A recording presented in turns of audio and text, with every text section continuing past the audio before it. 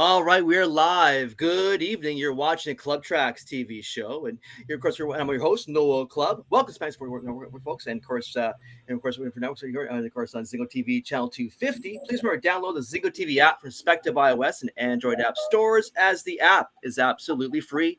While you download, please make sure to rate and leave us a comment because we always want to hear from you, folks. We sure do. And Zingo TV is also available on Google Chromecast, Amazon Fire TV sticks, and Roku. Roku sticks are also available on all smart TVs from 2016 forward, eh?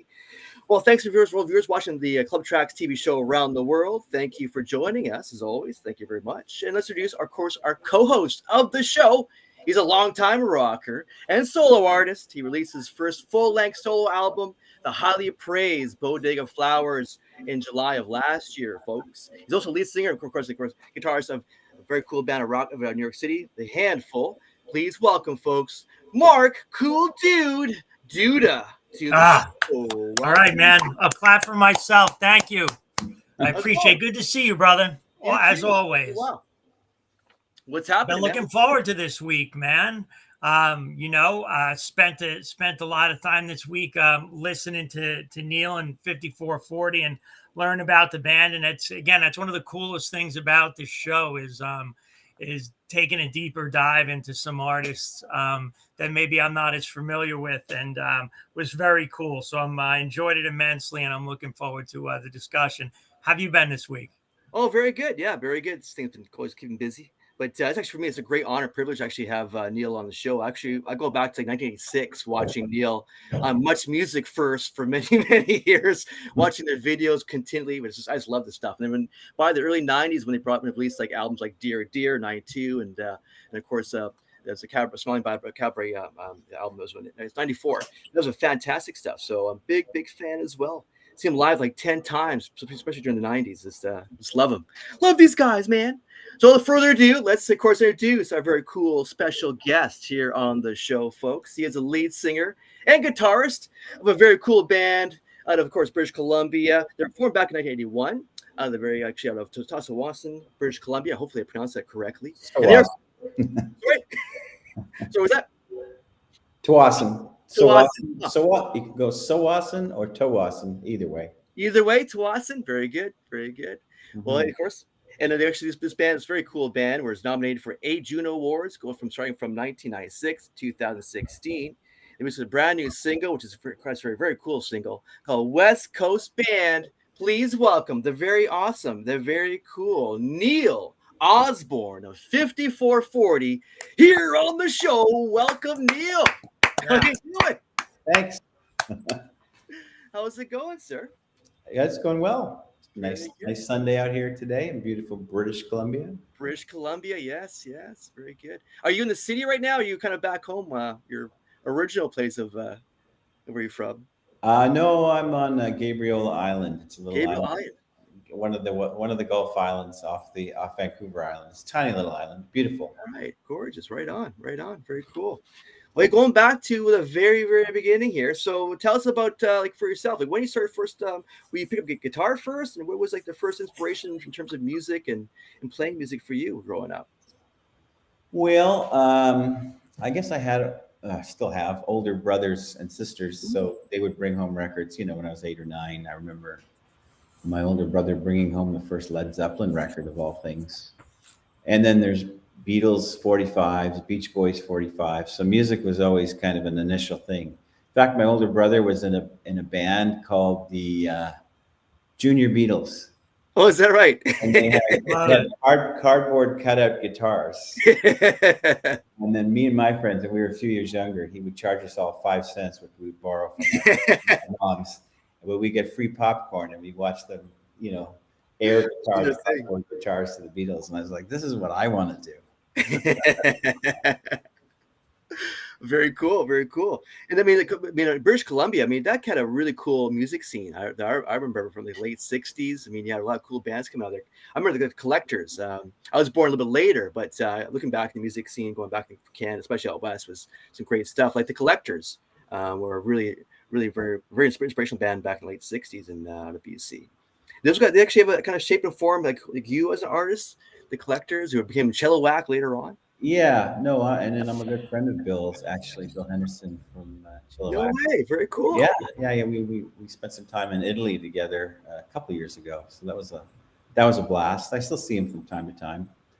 Um, yeah, I mean, obviously, when someone makes it from your region, it means you can. You go, oh, Yeah. I can Opens up do this too. possibilities. Yeah. So when Chilliwack started to have some big hits internationally and stuff, and you know, they were all over the radio out here. Four men in a rock and roll band. That's You know, right. and I've told Bill this many times. Whenever I heard that song, Four Men in a Rock and Roll Band, I always thought, I'm going to be one of those guys. Once again, it came true. So Junior Beatles and Chilliwack. Very cool. And became a very cool band as well. I gotta say. So, how old were you when you first met the guys from 5440? Because I know it was 1981 you guys formed, but how did you guys meet and how did it all kind of begin? Well, Brad Merritt, the bass player, and myself, we met in the middle of grade 11. So it would have been about 77, something like that, Gotcha. 78. And yeah, we just became huge. Well, we were already huge fans of music, but we'd intersect our tastes and likes. He liked Little Feat, and I liked Allman Brothers, and he Right liked Genesis, and we are very eclectic. We were into fusion jazz. At the time, like 1977, 78, it was just before the sort of alternative music or underground, Yeah, new age music, like new wave music. punk or whatever. And then when that hit, we were like, "Whoa, what's this?" Yeah, So that kind of and then the whole Vancouver scene exploded. no kidding. 1979, 1980, 81, where it was really fun because it was very vibrant. There was a lot of hall gigs, a lot of underground parties, a lot of great bands. And the scene was sort of self-sustaining. We did cross over into Seattle a little bit. Right. We were kind of mixed up. But we didn't care about anything else. I mean, you'd go to the record store and get imports from England or whatever, but anywhere else in the world, it was just all about the Vancouver scene and the bands and their looks and their sound. And Yeah. and everybody it was like music was just reinvented for the first time. It was so fun. It was. That's well put. It's like, it's for Mark to understand. It's like there's like our West Coast, like cool rock stuff of our era for Canada. Yeah, no, it was Yeah, I hear you. But at the time it was happening, was it just kind of, this is what's happening, or did you have a sense it was something special, or just? Well, it was enough, It's just sort of when you're 18, 19, 20, and then meeting all these other people and being in a band, and then we form a band, and then somebody sees us and asks us to open up for their band, and for nothing, but it was still a thrill. Yeah. Or play a party, is great. And the scene itself, our heroes were like DOA and Young Canadians and Subhumans, and they were the ones that were traveling and going on the road down south. I was like, whoa, that'd be a dream come true, But even so, the Vancouver scene was completely self-sustaining. I mean, it was great. Yeah, that's well put. It was, and it sure had made a lot of noise in Canada at this time. I mean, it's definitely well talked about because it was such a cool scene. I guess so. Now or after the fact, and bands did start to grow. I mean, you've got two choices, I suppose: grow or not grow, grow or die, or get out. So and then Brad had we did sort of evolve out of the scene because one of Brad's quotes was, "You live by a scene, you die by a scene," and sort of the scene did end up kind of dying, and then the bands faded away with it, and we just kind of decided to keep going, in our own way. So, and that's very challenging too, because didn't you guys let pressure to really leave Canada at one point in time and move to the U.S.? Never come up with you guys back in the 80s and early 90s? Not really pressure. I mean, the first gigs we did were in Seattle. That was outside of Vancouver because it was easier, and there were Seattle bands that would come up, and then they would ask us to play with them, and we'd have them play with us. And through Seattle bands, we met Portland bands, and it sort of leapfrogged its way down to Los Angeles. And then we started to go east, Calgary, Alberta, and then we didn't really hit Toronto until after we were signed to Warner Brothers in Los Angeles. Wow. In 1986, and it was after that we actually played Toronto and places east in Canada. Yeah, very cool. I mean, then also going back to with Much Music, because you guys came on. The first record was 86, and came on the scene pretty pretty big splash on the scene. I thought you guys had a lot of airplay on Much Music when you guys first came on the scene.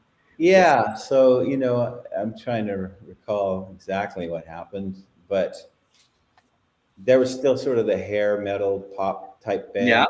glam rock was still going on big And there time. was an alternative underground scene, but it wasn't really on the radios. And it was Right, just it's kind of so starting to get yeah, into the radio.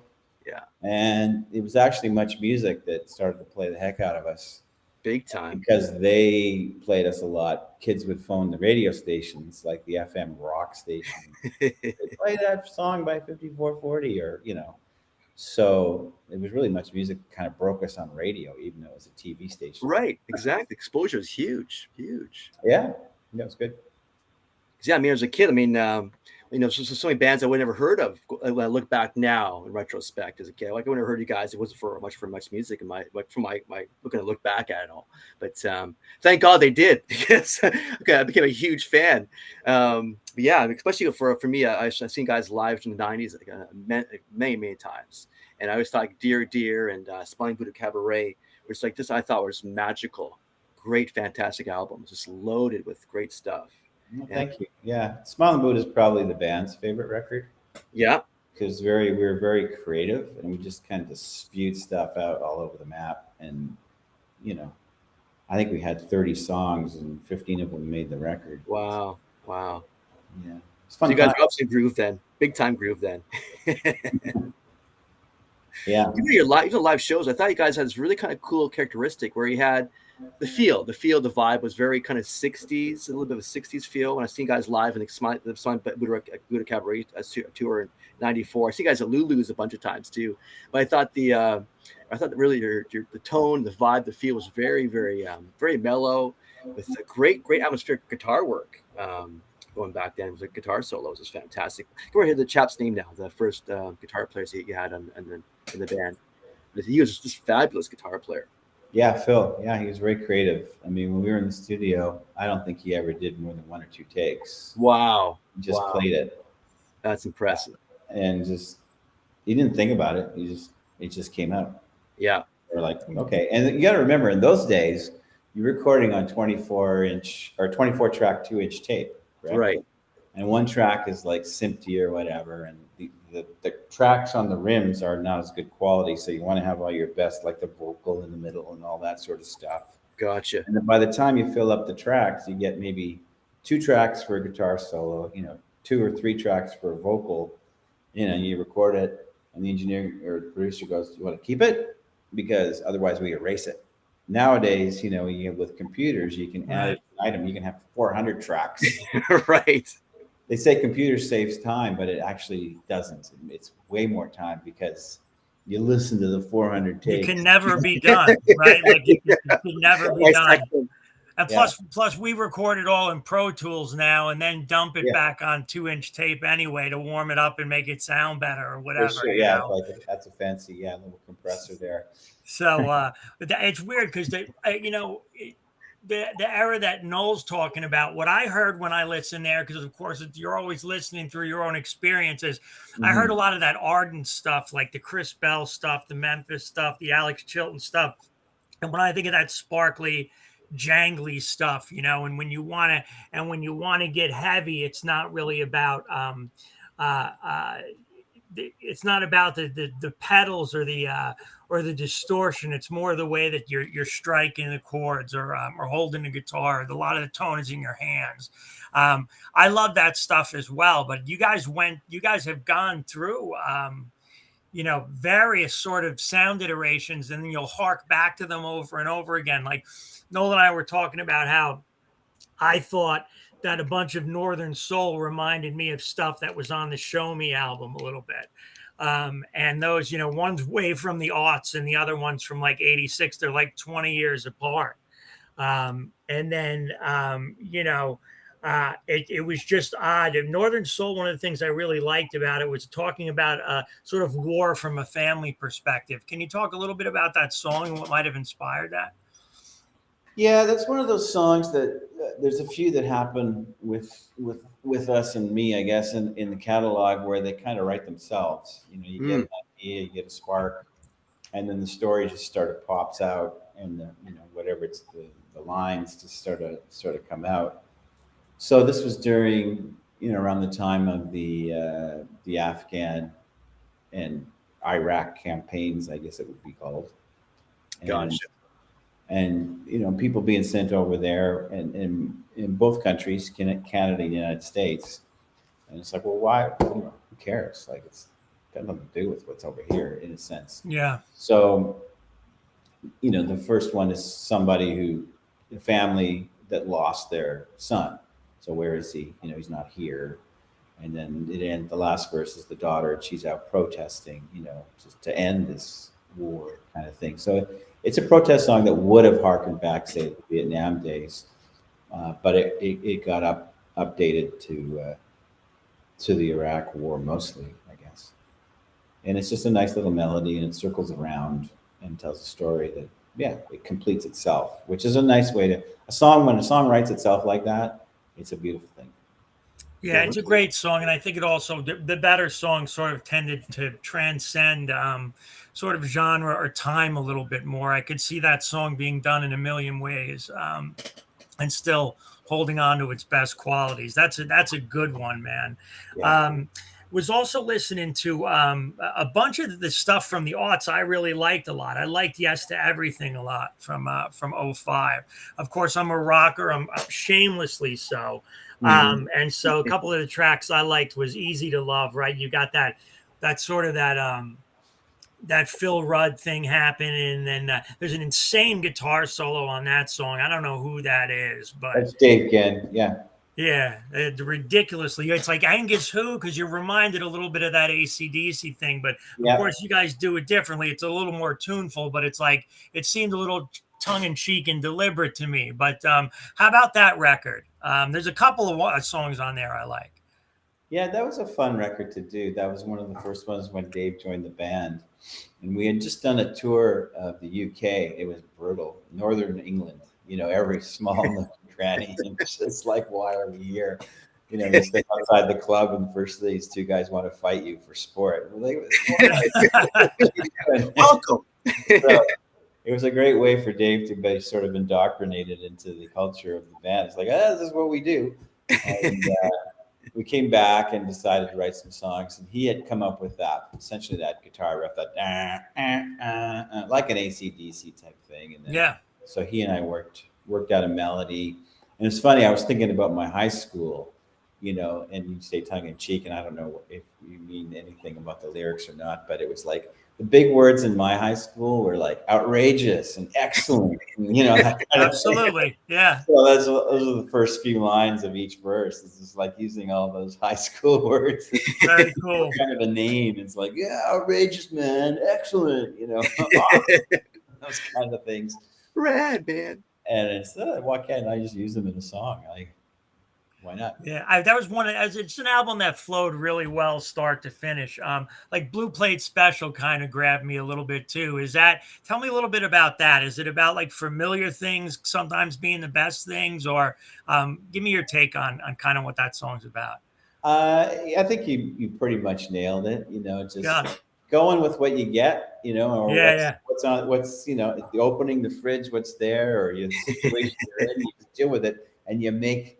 The special. Yeah, so many great records at that time, right? I mean, that's what I love about it, because you guys had already been around for a while, and I think it's tough for most bands for to kind of keep the creative fires burning, to even have fun, if you're not making a lot of bread, or you're just sick of being around each other. Did the band go through any of that?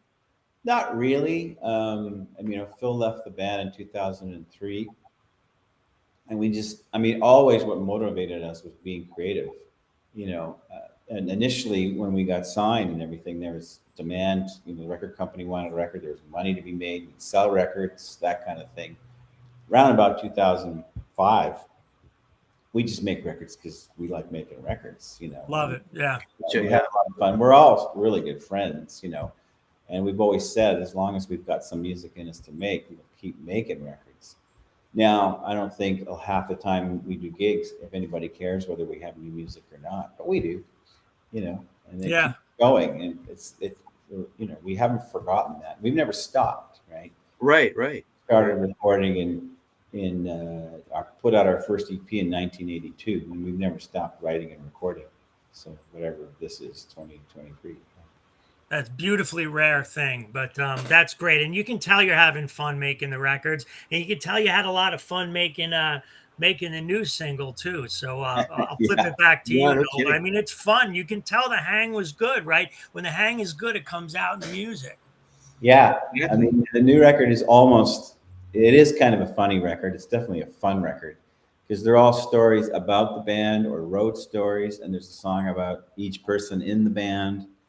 And, Okay. because every band, especially when you've been in the band as long as we have, and done everything and seen everything, you develop a culture like Spinal Tap phrases, Yeah. your own words, and it's like, someone gets a little too serious about something, I'll go to Matt. Matt, you're caring again. You can't care too much. And borrowed a few. Like you get two choices. It can either be fun or funny. That's it. So things are going great. This is fun. And if they screw up, it's like I usually get to laugh about it after. So it's funny. Right? No, right on. So we learn a lot of different things, and some great road stories. In some of the songs we had about, I don't know, 30, but we whittled it down to I think 10 or 11. Wow. Beautiful luxury to have, right? Yeah. A lot of songs are, here's the 12 we have, here's the 12 you're going to get, Yeah. So this album, like the song that's on now, West Coast Band, it was kind of like, this is who we are. Kind of like a hip hop artist would do. It's like sort of up talk themselves. Yeah. Well, why can't we do that? Yeah, right on. And the whole record, once we had sort of the music or the riffs, and then we put like, well, this one will be about Brad, or this one will be about the band called West Coast Band. And I basically blocked out the tracks or the guitar part of the arrangement. I just went into the studio and just started singing stories off the top of my head and just try to be quick to make things rhyme or make sense. Never wrote a word down on the whole record. Wow, very impressive. 3 or 4 takes of the story, and then and then I go, I'll use that, and I'll use that, and then I re-sang it. That's great. I never sort of like, what should I say? So the only conscious effort was really to tell that story, but how you told it. Yeah. So we had a fella, a really good mixer, really nice guy named Adam Casper. He's done a lot of mixing on the Seattle bands. Mix it, and he goes, "This is the most literal record I've ever mixed." And it's not common for the 5440 experience, but it's nice to get away from that. So every time we do a record, we want to have a different approach, a different style, a different, it's like a playroom or a arts and crafts class where it's like, okay, today we're just going to use crayons. Today we're just going to sing without writing a word down. Today we're going to do this. Today we're going to do that. So every record is a different process. Right. That's cool. That's very cool. It really is interesting. Yeah. It is. I mean, it keeps it really fresh, and I find the best stuff comes when actually you're not comfortable too, right? Get out of a comfort zone and kind of can find some very unique stylings, and it challenges everybody. I think, in fact, Mark, Yes to Everything was one of those records. I think it might have been that one where we took a number of old R&B or 60s 45s, and we had a turntable in the studio, and then we would have Matt, the drummer, listen to it and then just play along, just the groove. But nobody else heard it. So it's the bass player would hear his groove and come up with a bass line, not knowing that he's playing. Oh, I love that. Oh, Take really? Road Jack by Ray Charles, and it's like, I got a bass line here, and the guitar player would hear the bass player and go, and then I'd say, I think I got a melody for this, and that was one way. That's a killer idea. Yeah, that is. Love that. And then the Trusted by Millions record that we did. Right. I was a huge fan of the sort of Berlin Bowie records. Mm-hmm. And if you listen to that record, and I was with Phil at the time, we took a lot of the parts, whether they were guitar parts or vocal parts, or sometimes even vocal melodies, directly, and then just had the guitar player do it, like the guitar part do it. Not even change the key to fit the song, like go, and like you hear it. It's a song called "This Is My Haircut," and you hear the guitar solo part in there, and you swear to God, it's like weird Robert Fripp. Like, how is that even in tune? But you go find that part on Lodger, it actually makes sense. But we just that melody, stick it on that, trust me, it's going to be weird and we'll like it. And yeah. So That's a good record, though. That's a good record. So, like, I think you get the impression or the idea that we still have a lot of fun creating in the studio, and once in a while, it works out and it's successful, and it's just a motivation. The song West Coast Band, we're closing the night with it usually, or just before the encore, and people seem to like it. Seem to get it. That and then they know who we are now. Yeah, I'd hope so after all this time, right? You guys, think, great records you guys put out by now. Like, I expect that by now. Right? Yeah. I got like in 2021, I think you guys put out a single, the Embassy. What is it? Embassy Square. It reminded me. It reminded me of like a Smithereens type of thing, but like almost harking back to that. And they grab a lot of that 60s stuff there, man. Where did that come from? Oh, that's a riff that I so we record a lot of sound checks, and when we're just jamming around, and I have this beautiful guitar. It's a 1957 Esquire. Oh, nice. And the thing plays like a dream. I mean, it's just like I hit a note and I go, I'm a genius. I sound like a record. So, as you know, when you have an old instrument that still sounds great, and then it's just music in it, and then just stuff comes out. So I got piles of voice notes on my phone that are riffs. I love that. I do the same thing. I think we all do, but that's awesome. That's a great way to. So that was a and total earworm, but just from the first second. So that one really that sticks around. I love that, and it also is another fun song, but it's straightforward, and I love some of the more layered stuff, some of the stuff that none of your stuff takes itself too seriously, but the older stuff, but. I'm even more a fan of the more recent stuff in the singles you guys did, because it just seems like you described it. You're making music to make music. You're pleasing yourself, and if other people like it, that's cool. Yeah, and even more so, you hear it, right? I mean, right. From creating, like, I love potential. You come up with a riff or an idea, and it's like, oh, this could turn into this, and this, and then you lose sense of time. You lose sense of everything. You're just making it, and it's a wonderful thing to go through, and it's fun. And then you do it, and then you put it out there, and we get to talk about it, and that's cool too. But I'm already in the next one. It's always a great place to be at. Yeah. No kidding. So when's the new record officially out? Because I've seen it kind of like really a press release stating when the record's will be out officially for the new. I believe we're timing it for our Commodore annual Commodore here in Vancouver, October 6th, 7th. October 6th. Oh, very good. Yeah. Very good. And we'll have another single. Actually, the room I'm in now and this computer I'm on is the editing suite. I'm actually editing the second video, because that's something I learned to do during COVID, is edit videos. So is that right? So the director who's going to edit who edited the first two and is going to edit the next one said, I don't have time. Can you do it? Because I've asked him a lot of questions. Like, say, when you do this, what do you do, man? I think you can handle it. And it's like, okay, really? So I'm editing a video. Lot of skills over the years, No kidding, especially thanks to COVID. Well, it's time being in a rock and roll band. Yeah. I tell you, the editing video is like, I think if I did get paid, it would be about 20 cents an hour. I'm not even getting paid. Tough gig, eh? Tough gig. I hear you. I'm doing like 6 hours a day, and then I got about so many more days. Every little shot, and on that snare drum, I want this, or maybe I want that. It's fun. No kidding. No, it's very cool. Very fun. And do you have any plans for tour dates coming up? Do you want to announce here on the show? We're playing. Where are we playing? September 8th and 9th, I think. It's on my phone here. In Niagara Falls, New York. Ah, very good. Let's see. Yeah, 8th and 9th at the Seneca Niagara Casino Hotel. Ooh, 2 nights. Yeah. That'll be fun. And then I think we got a show.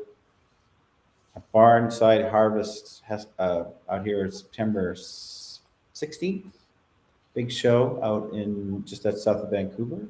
And then, of course, our annual Commodores which will be the 6th and 7th here in Vancouver. We do that it's Thanksgiving weekend. Oh, okay. We do that every weekend. Do you know the Commodore Ballroom at all? Are you familiar with it? Yeah, I mean, I've heard the name. Yeah, I've heard the name myself.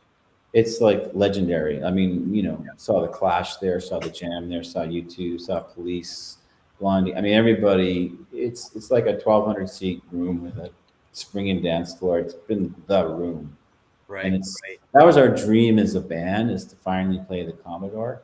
And now we hold the record. We're going to be doing our 68th and 9th shows there. So. That's awesome. Oh, is that right? Eh? Very cool. Living the dream all over again. That's incredible. But those rooms still sound good, right? Those old rooms were kind of made as dance halls and for acoustics and stuff. Like, who the hell wants to play in an arena? It's cool, right? You can brag about it, but it sounds like shit, Yeah. No, it's a fun room. It's like, and the people are right there with you. So it's like, we have such a great fan base in Vancouver that they just come to that show. Like, people put it on their calendars for their babysitters. Just that's their night out of the year, some of them.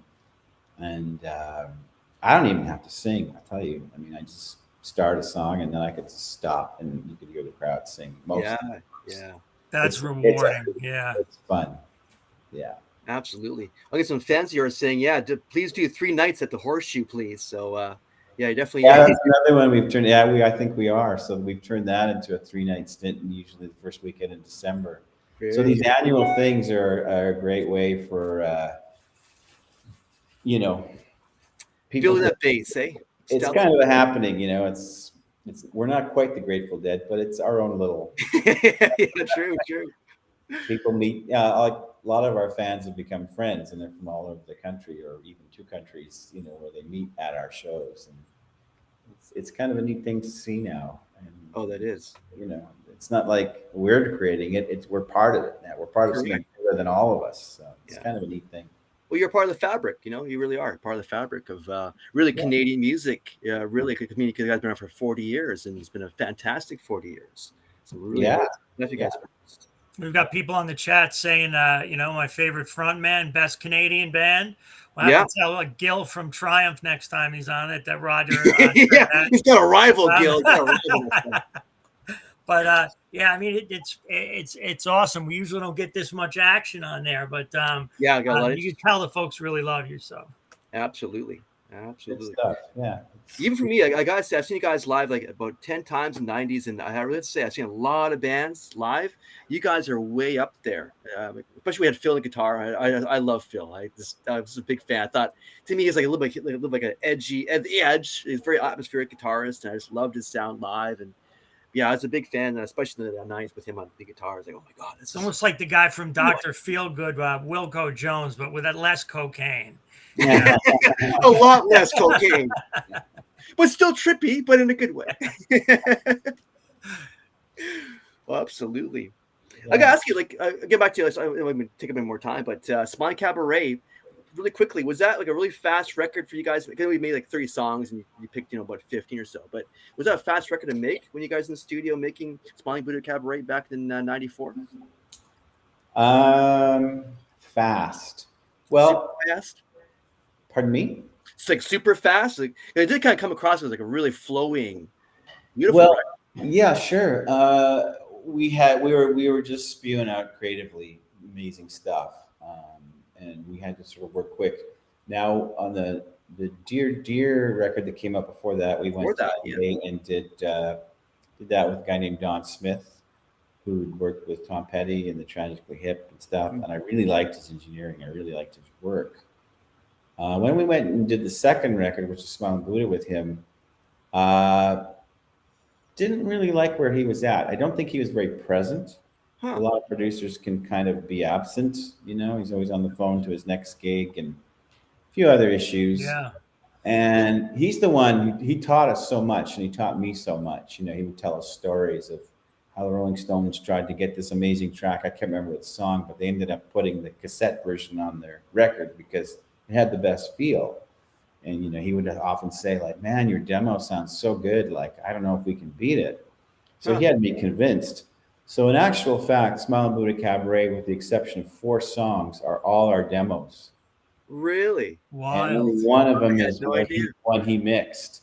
Wow. He didn't. He wasn't too happy, and we didn't talk for a few years. But fortunately, we did after that. You know, it's like we had a song. Obviously, Ocean Pearl was the most successful Yeah, song big on hit. there, and it's our most successful song. And the version that he did, it just sucked. I mean, it's just it just had no life. It was just weird. That's Wild's right. He had the guitar on this weird tenor guitar that's like boing, boing, boing, boing, boing. And I'm like, what is this? And I listened to, and then I went back, you know, based on his saying that sometimes the demos just have that magic, man. You can never beat it. Yeah. Tell us all these stories of all these amazing 60s bands and 70s bands. And then I bought into it. I was like, and then, you know, you always worried that you're going to have demo-itis, right? But sure enough, we said, you know, we played the, you know, we didn't tell Sony. We were switched labels from Warner's to Sony at the time. We didn't tell them that this wasn't Don Smith. We just played them the demos, and the president, you know, Rick Camilleri, he heard Ocean Pearl and goes, "That's a hit." Yeah, yeah. Okay, you know, cost us about $40 to make. You know? Amazing. It is. Rather than the LA version, which was like 200, 300 US $1,000 we didn't even use. So I haven't told that to many people, but I guess it's out there now. Yeah, there you go. There you go. I'm hearing we sent them the final version, which was all but 4 songs demos, and they went, "Great, love it." So yeah, it's a great record. I mean, I thought, to me, it sounds like very, very polished. I had no idea those tracks were demos. Well, it starts with Blame Your Parents, which is that heavy distortion guitar. And we had a guy named Steve Markison master it. And he calls me up from LA and says, "Do you know it sounds kind of distorted?" And then I was like, "Yeah, you know, like not in a good way." I went, "No, it's good." You know, definitely. Reminded of when whatever the Beatles song "Day Tripper" or something, when they first heard the distortion at Capitol Records, they were like, right. "Is there something wrong with this pressing?" You know, so I felt good about getting that call. Absolutely. Well, hey, over to Mark before we run out of time, eh? Yeah, absolutely. So, just getting back to the folks that have been in the band over the years, the version of the band that's out there now. How long have you guys been together? Just over 20 years. Yeah. Wow. Dave came from the Matt Good band and Art Bergman band, and DSK, our guitar player. Yeah, he filled in for Phil for a while, and then Phil decided he didn't want to come back. That was in 2003. So yeah. Okay, it's amazing. You guys, again, it sounds like you're having a ton of fun. Yeah. And you always wonder about the ability to sustain that over time. Any plans to do? I saw the tour dates. The Niagara. You're close. Any ideas about maybe getting through the States at all?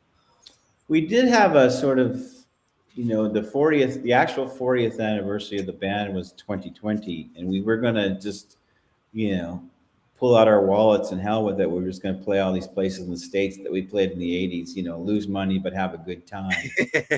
And then like Atlanta and LA and Nashville, we played, all these little towns. We remember all these gigs, Minneapolis, everywhere, New York, of course. And COVID happened, and we just kind of went, yeah. But okay. Maybe 50th anniversary. Sounds like it might happen. Sounds like it's not out of the question. It's not out of the question, no. You guys are sort of self-propelling at this point, so I'm hoping it happens. Price of gas comes down. I think we could pull it off. That's good news. I'll take it. Thanks so much for coming on. I really appreciate it. It's been an honor to meet you, and love listening to your stuff, bro. Yeah, thanks, Mark. Absolutely. Yeah, it's been fantastic, and love the history. I mean, watching growing up with you, essentially, really much music and so on. It's just been a big fan, and more to do, more coming. Very good. Once again, of course, real soon. So where can folks check out more on you guys on social media? Just give us a little drop as to where they can check out more on you. I think I'm on Instagram, 5440 singer or something. I can't even remember. And then there's 5440. Just 5440, lots of things on all the socials. I think it'll get you somewhere. I don't know. No problem at all. So check out, folks, of course, the brand new single, West Coast Band from 5440. Oh, these guys are Great track. So fitting. Yeah. I love it too. Thank you. Thank you. So thanks, Neil. Awesome. Real pleasure having you on. Fantastic, man. I loved it. And of course, thanks, Mark, over there in New Jersey tonight. My pleasure. And thank you, folks, for watching, of course, the show here this evening. Check out Zingo TV for all the news. Watch it, hear it, read it, download it, live it. And hey, man, love it. Thanks, folks. We'll see you again real soon. Adios. Take care. Adios.